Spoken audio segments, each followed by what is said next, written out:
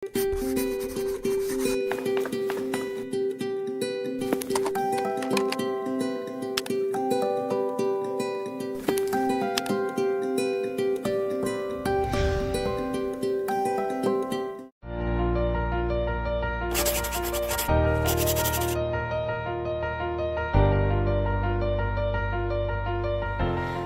salam sejahtera. Hari ini kita akan mengupas satu lagi topik penting iaitu karangan umum.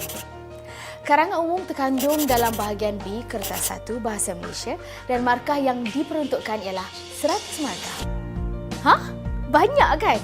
Rugilah kalau anda tidak mendapat markah yang tinggi. T ialah tema atau tugasan iaitu rangsangan yang menjadi intipati atau isi karangan. K ialah kata kunci karangan yang boleh dikenal pasti daripada arahan soalan. Contohnya, sebab-sebab, langkah-langkah, akibat dan sebagainya. F pula ialah format penulisan. Karangan yang cemerlang biasanya mempunyai 7 perenggan termasuk pendahuluan dan penutup. Kemukakan sekurang-kurangnya 3 isi dan huraikan dengan lengkap dan sempurna. Kalau lebih, lagi bagus. Barulah mantap. Shh, cikgu ada satu lagi rahsia karangan yang meletup. Gunakan teknik FHC. FHC ialah fakta, huraian dan contoh yang membantu anda menulis karangan yang baik. Setiap isi atau fakta yang anda kemukakan mesti disokong dengan huraian dan contoh. Kita jangan buang masa lagi. Mari kita buat latihan.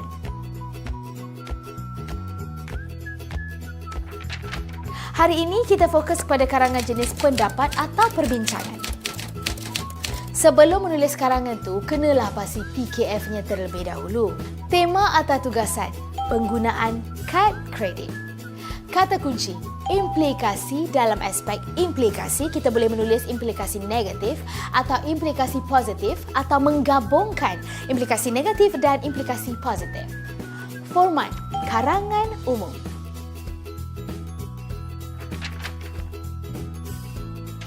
Setelah mengenal pasti TKF, barulah kita tahu kehendak soalan tersebut. Tetapi sebelum mula menulis karangan, pastikan kita buat rangka karangan terlebih dahulu. Jom kita tengok rangka karangan yang dicadangkan.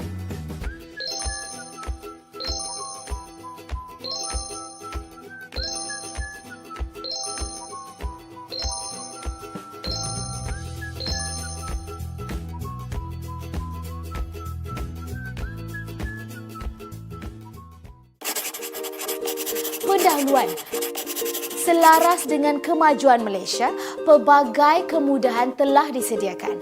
Antaranya, penggunaan kad kredit. Namun, penggunaan kad kredit juga mendatangkan pelbagai implikasi negatif dan implikasi positif. Cadangan isi. Penggunaan kad kredit juga boleh menyebabkan seseorang itu bersikap boros semasa berbelanja. Penggunaan kad kredit tanpa kawalan akan menyebabkan seseorang itu terlibat dalam isu berhutang. Penggunaan kad kredit tanpa kawalan akan menimbulkan isu-isu lain dalam masyarakat seperti isu berhutang dengan cuti haram. Pengguna tidak perlu membawa duit tunai. Pengguna dapat menggunakan kad kredit semasa kecemasan.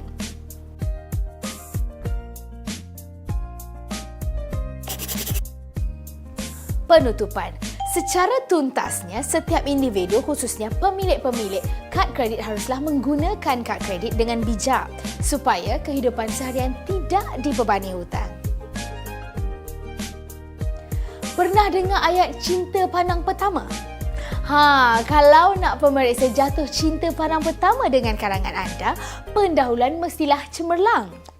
Jom kita tengok contoh pendahuluan yang baik. Kita lihat idea berkenaan pendahuluan. Selaras dengan kemajuan Malaysia, pelbagai kemudahan telah disediakan. Antaranya, penggunaan kad kredit. Namun, penggunaan kad kredit juga mendatangkan pelbagai implikasi negatif. Mari kita tulis pendahuluan yang lengkap. Setelah menjangkau usia 58 tahun merdeka, imej Malaysia semakin bersinar di persada dunia. Malaysia yang sudah berusia lebih setengah abad sudah mampu duduk sama rendah dan berdiri sama tinggi dengan negara-negara maju yang lain. Rakyat Malaysia pula sudah semakin bijak mengatur kehidupan mereka dengan lebih sempurna. Kini, negara kita dilanda satu trend, iaitu budaya penggunaan kad kredit dalam kalangan masyarakat. Walaupun begitu, timbul masalah besar apabila sesetengah daripada pengguna kad kredit tidak dapat mendisiplinkan diri ketika menggunakan kad kredit. Mereka tidak dapat mengawal pembelian dan berbelanja tanpa had. Oleh hal yang demikian, situasi ini sudah tentulah memberikan pelbagai implikasi, khususnya kepada sektor ekonomi negara. Baiklah, kita lihat karangan kita semula. Ada frasa menarik, ungkapan menarik, isi yang matang dan menarik. Ini resipi yang lengkap untuk pendahuluan sesebuah karangan. Sekarang kita tulis perenggan isi. Kita ke perenggan isi pertama. Penggunaan kad kredit juga boleh menyebabkan seseorang itu bersikap boros semasa berbelanja. Jangan lupa aplikasikan FHC iaitu fakta, huraian, contoh. Mari kita tengok perenggan isi pertama. Antara implikasi negatif penggunaan kad kredit ialah pemilik terdedah dengan sikap boros dan berbelanja mengikut hawa nafsu. Mereka tidak sedar bahawa penggunaan kad kredit bukanlah penyelesaian masalah yang terakhir. Kebanyakan pengguna kad kredit menganggap seseorang yang memiliki kad kredit mempunyai status yang tinggi dalam masyarakat. Oleh hal yang demikian, semakin banyak kad kredit yang dimiliki, semakin tinggilah status seseorang itu. Di samping itu, sikap boros yang dimiliki pemilik kad kredit akan menimbulkan stigma negatif dalam kalangan masyarakat. Penggunaan kad kredit secara tidak terkawal dan berbelanja mengikut cita rasa memberikan indikator bahawa pengguna itu tidak bijak berbelanja, malah tertipu dengan kehendak hawa nafsu. Setiap fakta atau isi perlu disertakan dengan huraian dan contoh yang matang dan relevan. Mari kita lihat perenggan kedua.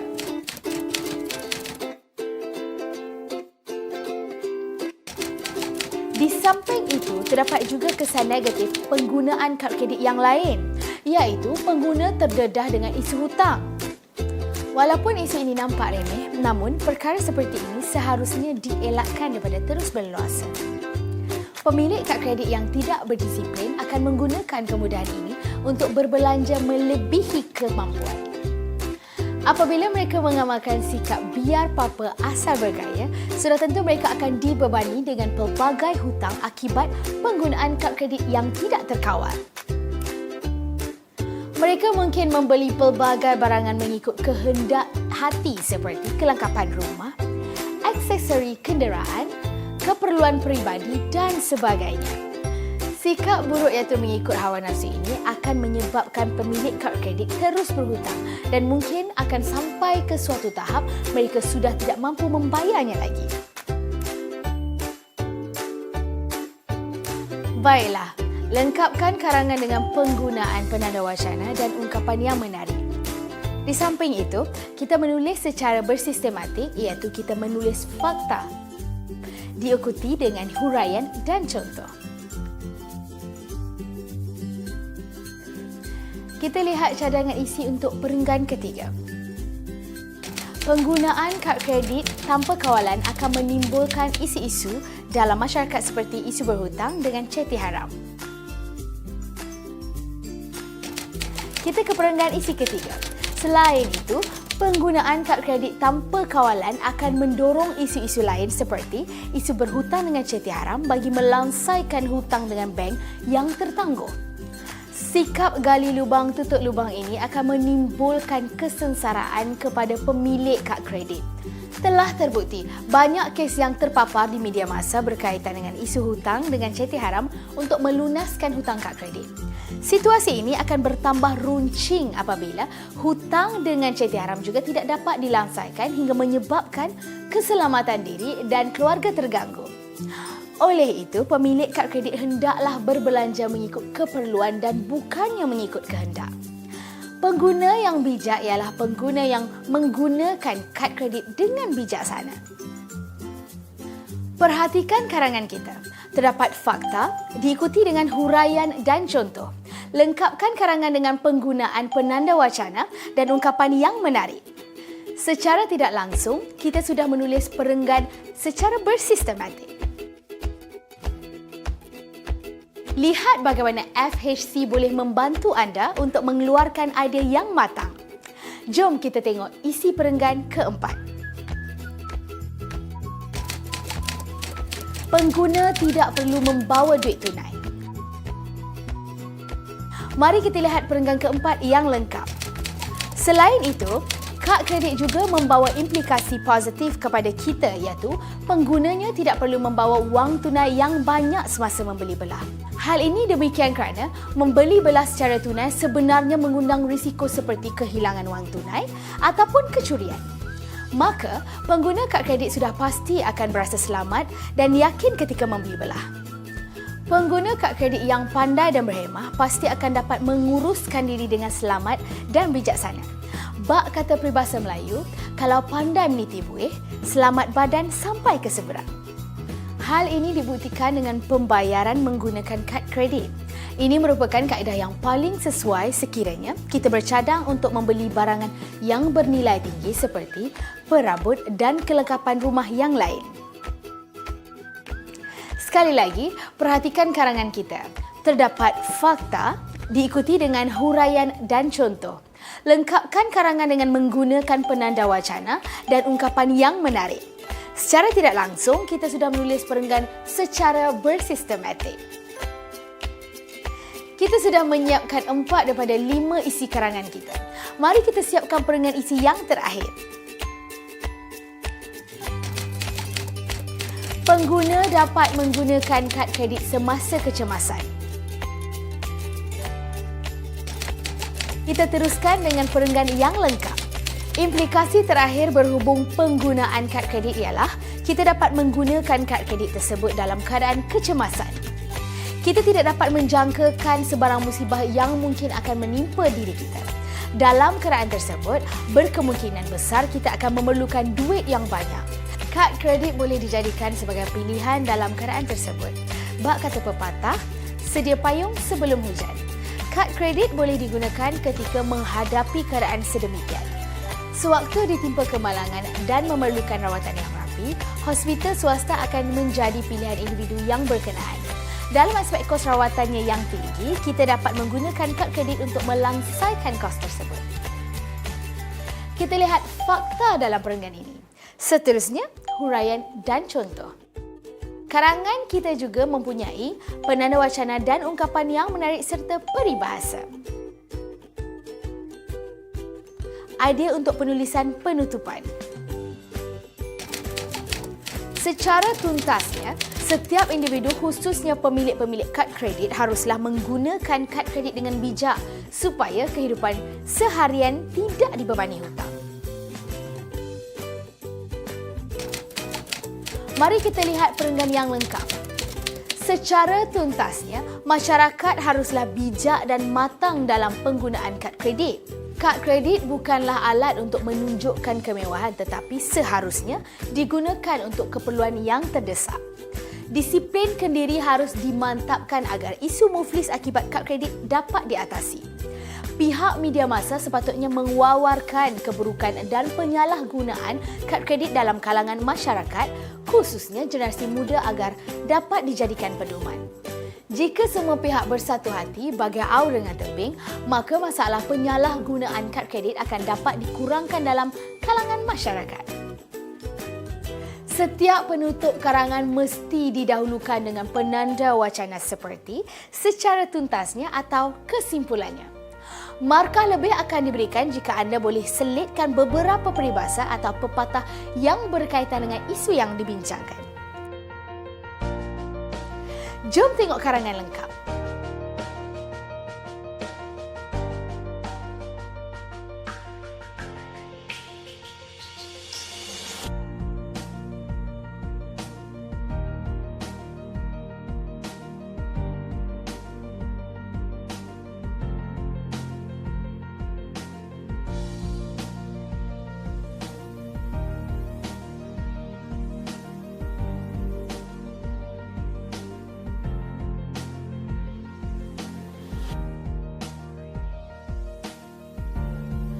Banyakkan membaca untuk menambah pengetahuan. Ingat karangan, ingat FHC. Semoga berjaya!